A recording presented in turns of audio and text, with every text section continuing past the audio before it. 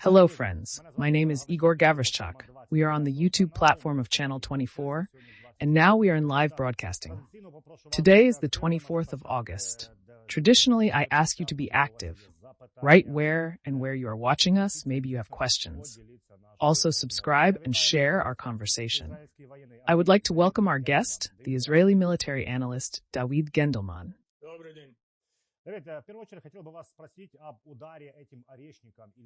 Davide, hello, good day.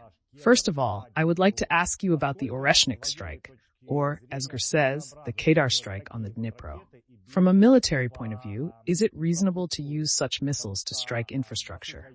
As far as I have familiarized myself with this issue, first of all, there are not enough missiles to repeat such strikes on a regular basis, and it is, in fact, very expensive. It should first of all be noted that this is first, second, and third of all a propaganda action, not a purely military one. This was evident even from the propaganda information supply, because it was no longer just a press release of the Ministry of Defense. The highest propagandist came out directly, and the renewal of the nuclear doctrine was announced at the same time as Lavrov's statement that Russia does not want a nuclear war. So everything was aimed at this very thing. In purely military terms, this is of no small importance, because such missiles are often not produced in non-nuclear form.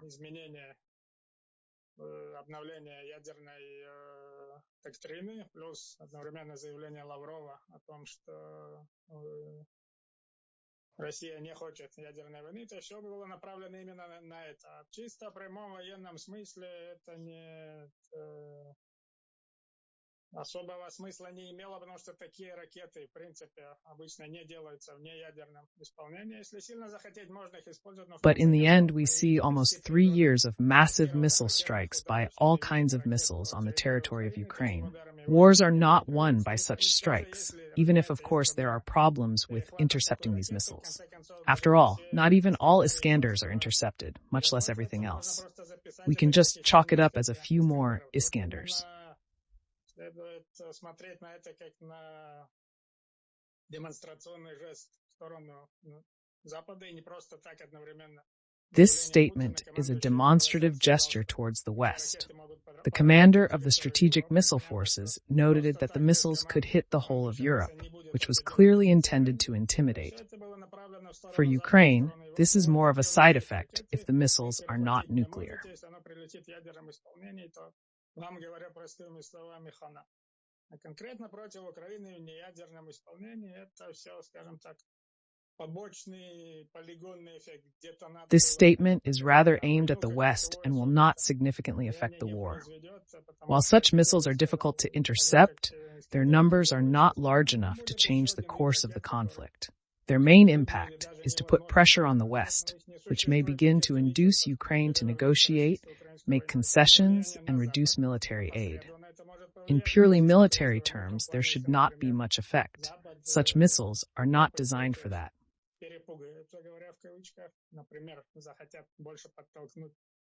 Украину каким-то переговорам, каким-то уступкам, уменьшат военную помощь и прочее. В чисто буквальном прикладном военном смысле особого эффекта быть не должно. Такие ракеты вообще не для этого делают. David, if we're talking about why the Kremlin used witch hazel, it's worth noting that the day before, November 19th and 24th,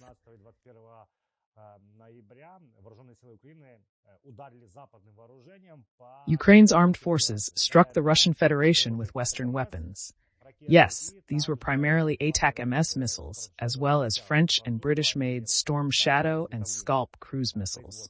I have a question. How much difference can these strikes make?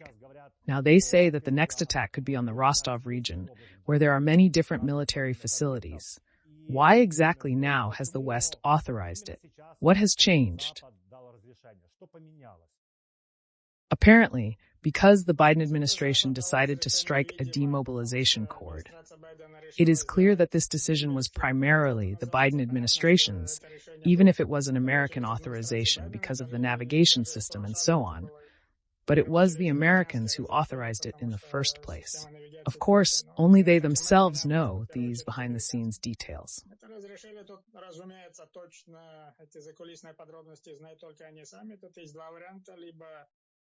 There are two options here.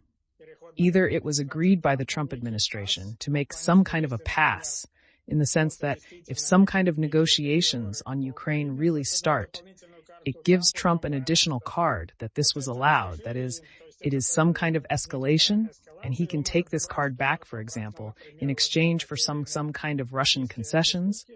Or the other option is that they decided to give Trump a piggyback ride. But in principle, it is not quite in the tradition of the American political establishment to have the last 2 months of the transitional government.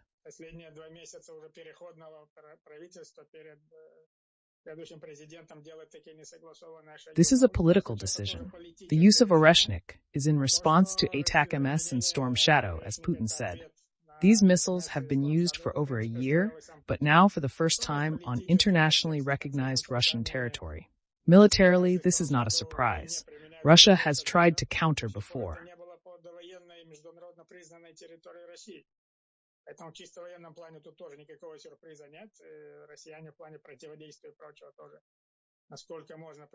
This is precisely an exchange of political blows. If you strike at Russia's pre-war territory, we respond by raising the escalation level. That is, in any case, it all comes down to the fact that this is a purely political arrangement, not a purely military one. Even if the same Rostov region and so on are hit next, we may see additional strikes by the same Oreshnik or some analogs, but in any case, this is all happening in the political sphere, not purely military. In principle, Putin and the Russian propaganda media are voicing this quite, shall we say, objectively. In this case, they have no reason to lie right now. So in this case, they are telling the truth. This is exactly a political escalation in response to what they themselves consider to be a political escalation. Still, if ATACMS missiles are used primarily now,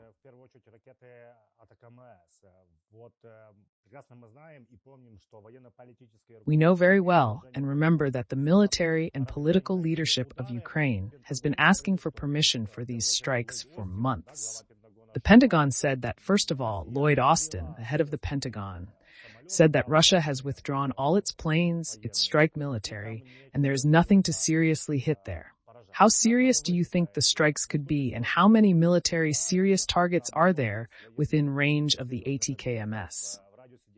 First of all, even if the airplanes are withdrawn here and there, first of all, it is difficult to take them all away, and it is more difficult to do it about the army aviation, i.e. helicopters. If you take them far away, they will be ineffective in their use. Plus, apart from airfields, there are so many facilities, and we saw in the same Bryansk region the first strike on Russian military territory, which took place on the arsenal of the Grau. That is, if we take into account that especially with cluster munitions, the priority target for them is either airfields or ammunition depots. They chose this particular target for a reason. So I would say that even if the airplanes were withdrawn here and there, this is not without consequences on Russian territory, both for and against. It is not for nothing that we are now seeing reports that they have finally started to build the reinforced concrete shelters they have been talking about for almost 3 years on certain Russian airfields. Why was this not done before? Now they've started building. It's all for a reason. This is in anticipation of the fact that, apparently, Russian intelligence informs them that it is quite possible that even there are sufficient targets for Ukrainian missiles.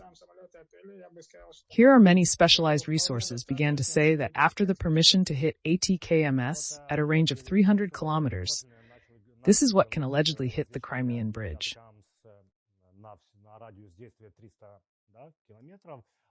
To what extent is it reasonable to hit the bridge? To what extent will ATACMS be able to destroy it?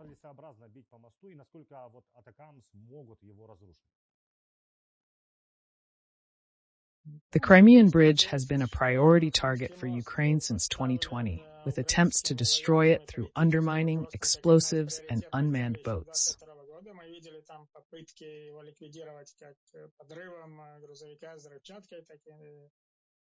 A massive attack is possible. The problem is that the Crimean bridge is one of Russia's most protected air defense sites besides Moscow. So it's clear that they will try to do everything they can.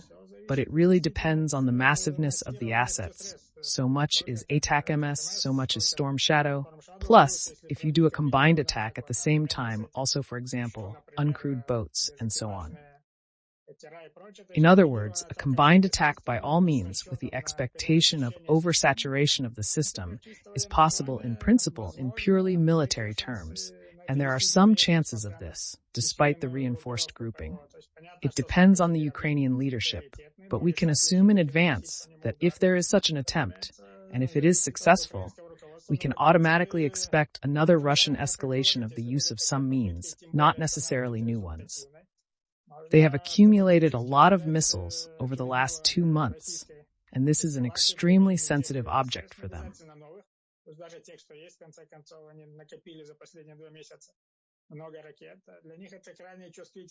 In 2022, a massive missile campaign against the Ukrainian energy system began after an attempt to undermine the Crimean bridge. So if the Ukrainian leadership decides to do that, you have to be prepared in advance, because Russia will also raise the escalation bar in response. David, a lot of people have started talking about the fact that there could be negotiations, some kind of negotiation. Trump himself talked about it, only, of course, in the run-up to the election, and he didn't mention it afterwards. But one of Trump's main allies, Michael Rohn, says the following, that you should never sign anything with Russia, because sooner or later it will attack again. What do you think we should aim for? Signing something or trying to deplete? Because mathematically, Russia has more of everything. That's the problem, a war of attrition.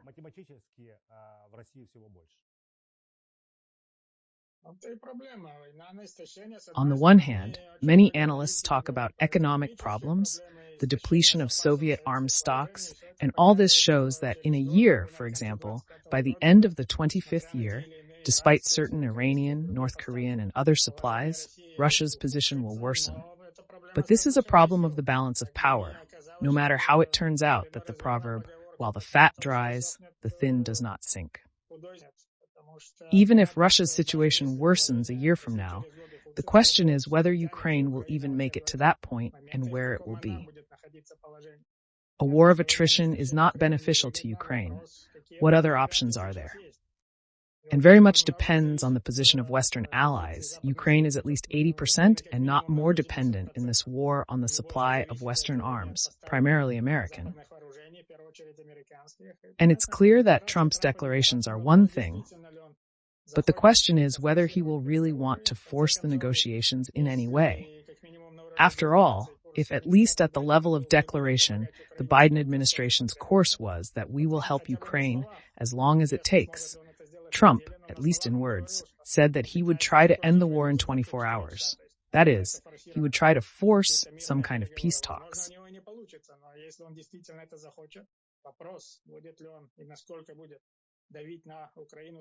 He may not succeed, but if he really wants to, the question is how much pressure he will put on Ukraine by tightening the faucet of arms and ammunition supplies. If he's really serious about it, it will make Ukraine's position on the front much worse.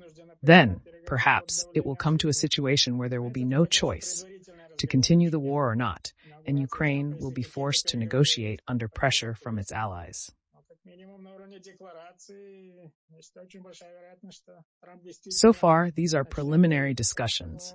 Trump's inauguration has not yet taken place, and negotiations are taking place behind the scenes.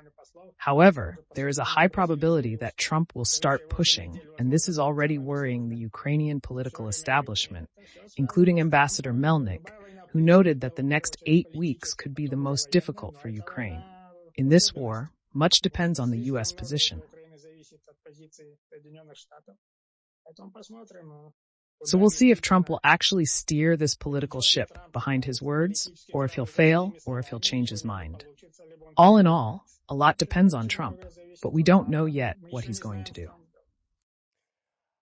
David, if we talk about the possibility that some documents will be signed, yes, well, you said that a lot, if not everything, depends on Trump from the United States of America, then the question arises, where to get security guarantees, what they should be.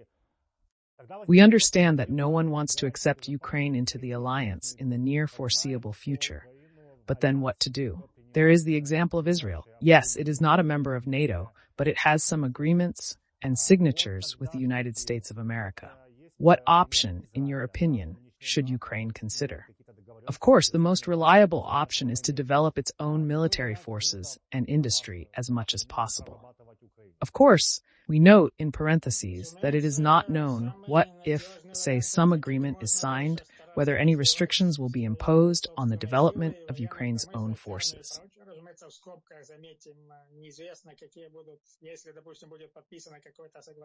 But if we look at the ideal, of course, we should rely on our own forces as much as possible. Because the same Israeli option, everything else, first of all, provides for reliance on our own forces. Only here and there, some assistance from the United States in certain situations.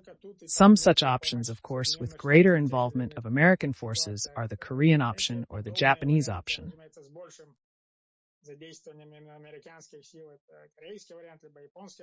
They are not NATO members either, but U.S. military bases are eventually deployed there. No one promises Ukraine that. If this were done, we could relax and smoke. Since nobody promises it, preferably, of course, during the whole time of this war in Ukraine itself, there has been a very big criticism about not spinning up its own military-industrial complex fast enough. And without that, we have already seen that no guarantees will do much of anything. It is possible to sign another document, but it is important that it does not become a new Budapest memorandum, empty words. Although the help of allies is important, the most important thing for the West is to avoid a direct clash between NATO and Russia. Without this, all support for Ukraine is only limited assistance, although necessary for survival.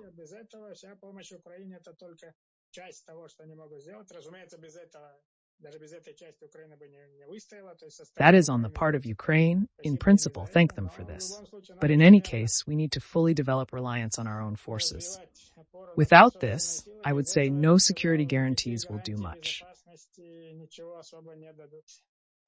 David, should we trust the NYT article that Biden wants to return Ukraine to nuclear status?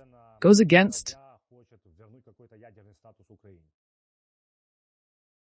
all the policies of the Biden administration so far. Perhaps the New York Times has some other insider sources, but I would say that from what the eyes on the outside can see, this is 180-degree contrary to everything the Biden administration has done so far. Here, if we talk about Europe and Ukraine's partners, such as Germany, France, Britain, the United States of America, they have all authorized the use of certain weapons. Germany, Olaf Scholz again says no TAURUS, and we understand that Germany, after the United States, is the second country that provides the most assistance to Ukraine, including to Ukraine's armed forces. But why is there such a stop? Why not give? First of all, TAURUS will not fundamentally change the situation on the front, but they can hit targets at 500 kilometers and, of course, strike important targets.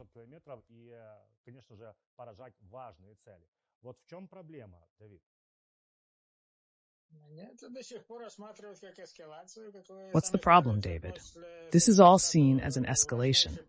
Germany is the second most important arms partner, but in the case of TAURUS, we see how the authorization of ATACMS and Storm Shadow has led to escalation.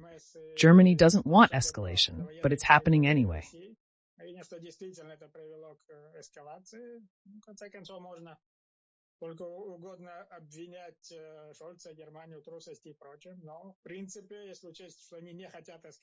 It's their right to think it's not necessary, as it could be dangerous for Europe and so on. Germany is still against it, probably because of the political crisis. There may be a change of government in the future, and the situation will change. However, given the aid already transferred to Ukraine, the absence of TAURUS will not lead to dramatic changes on the front. Well, perhaps Ukraine should forgive Germany this in exchange for everything else it has already done for Ukraine.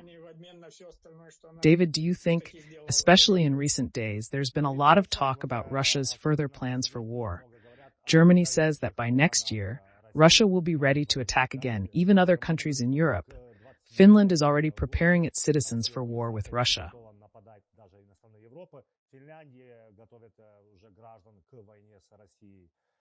To what extent does Russia's potential allow for such plans? And do you think Russia's plans after the end of the war in Ukraine, at least hybrid options, are to continue the war with Europe?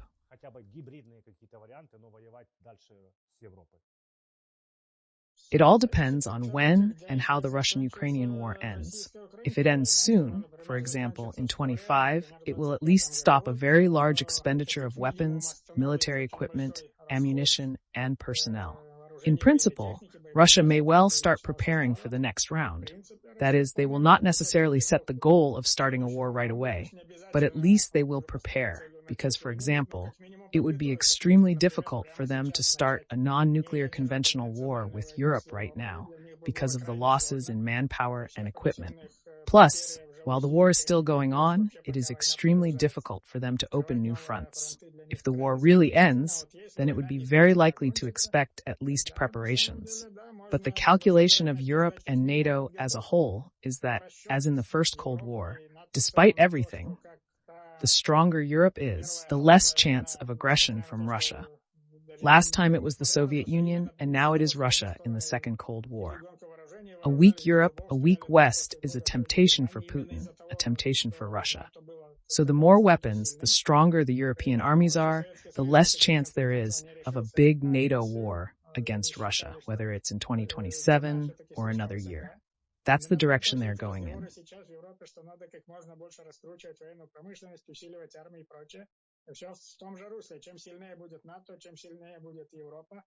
Тем больше шанс на то, что Россия, то есть в прошлый раз это был Советский Союз, сейчас это Россия в ходе этой нынешней второй холодной войны тоже не решится на агрессию. Короче, слабая Европа, слабый Запад — это соблазн для Путина, соблазн для России. Поэтому чем больше будет вооружений, чем сильнее будут европейские армии, тем меньше шанс. Of course, we will see what practical steps will be taken, financial decisions, promotion of industry, and so on.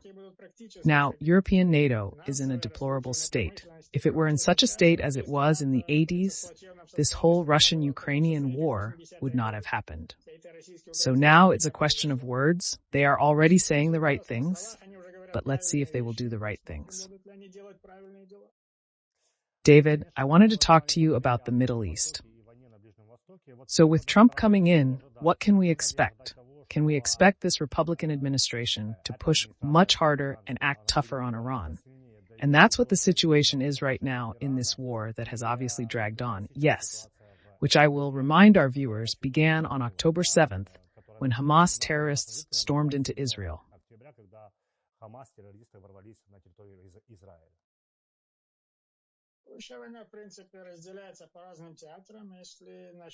In general, the war is basically divided into different theaters. If we're talking about Hamas and Gaza, there's really no progress in negotiations so far. So in principle, it's still most likely that the war will continue. The future is still vague, but in principle, it is already going on in the form of more or less large mop-ups, because large military operations, as they were a year ago, are no longer needed on this scale. In terms of military strength, Hamas is nowhere near the same. Forces undermined. The situation is different because the strategy is primarily geography. Unlike Gaza, Israel cannot physically seize and cleanse all of Lebanon, only a small part. That's why negotiations are now being pushed hard through mediators to reach some kind of agreement to end the war. But it's not there yet. We see at the same time an increase in rocket attacks by Hezbollah and an expansion of the Israel Defense Forces ground operation in South Lebanon. But either way, sooner or later, there will be an agreement. Trump's position is, of course, the hope is that he will push Iran much harder when he comes to power. But fundamentally, Trump is unpredictable.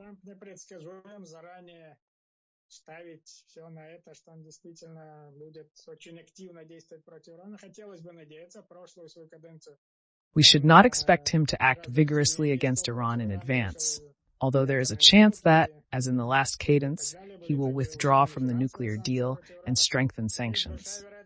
Perhaps an agreement with Hezbollah can be reached before the inauguration. The problem is that all these processes are going on simultaneously and contradict each other.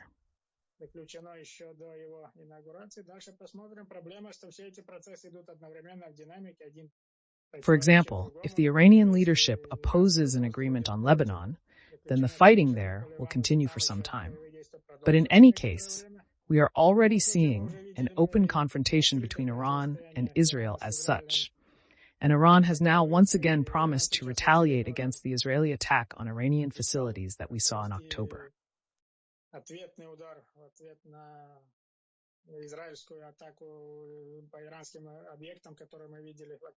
The processes are now simmering, but it is impossible to predict the outcome accurately. In Israel, the hope is that Trump will be more active against Iran, which could help in a multi-theater war that Israel has been running for over a year.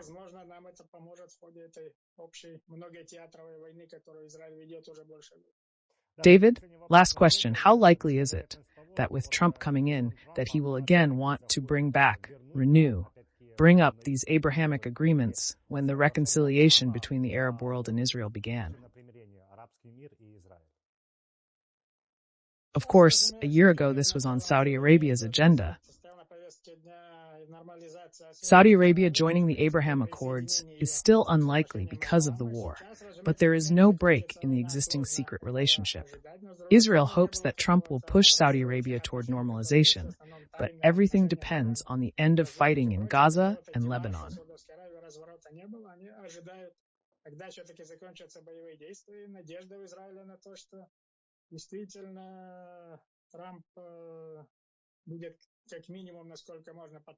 Saudi Arabia is unlikely to be ready for formal normalization, even given its rapprochement with Iran over the past year. Basically, as I said, the main thing is that there is no 180-degree turnaround. They're just waiting for this war to end. Without that, it's extremely difficult for them to go for official normalization with Israel. David, thank you. War is politics and then military action.